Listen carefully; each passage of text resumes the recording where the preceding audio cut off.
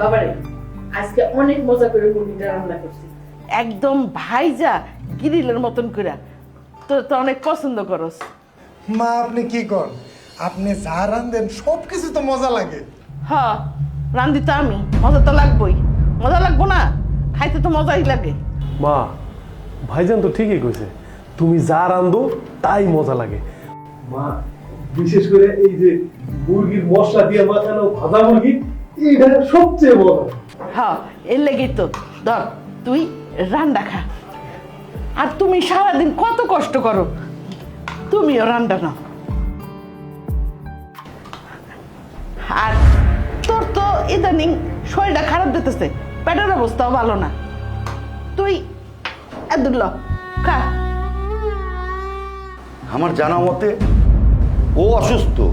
ও তো অসুস্থ না, ডাক্তার ওকে ভাজা পোড়া খেতে নিষেধ করেছে। শোনো, তুমি সব আশেপাশে কি কথা কও? ও আমার নিজের পোলা না? হ্যাঁ, আর হলো গিয়া ডাক্তার মানা করছে মানে? একটা ভালো মন্দ রানলে ওর পাতে আমার দিতে ইচ্ছা করে না? আর ওর মায় তো মরে যায় উদ্ধার হয়েছে, আমার গলার মধ্যে একটা ঝুলাই দিয়ে গেছে।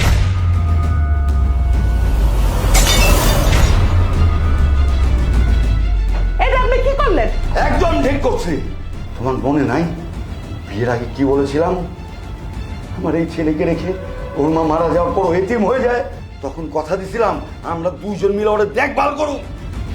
আর তুমি এই সৎ পোলার লগে যেরকম ব্যবহার করো সৎ মা হিসেবে এরকম কেউ করে না।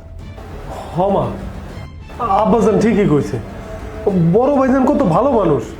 বড় ভাইজান নিজের পাতে কোনো ভালো খাবার থাকলে উঠায় আমারে দিয়ে দেয়, আমারে নিজের আপন ভাইয়ের মতো দেখে। আর বড় ভাইজান তোমারে নিজের মায়ের মতোই দেখে। সে কোনোদিন বিমাতা সুলভ আচরণ করে না তোমার সাথে। তারপরও তুমি বড় ভাইরে এরকম করতেছো কেন মা? তুমি বড় অন্যায় করতেছো, এটা মোটেও ঠিক না। ছোট তুই চুপ থাক, মায়ের মুখে মুখে কথা কস। অনেক বড় হয়ে গেছিস তাই না?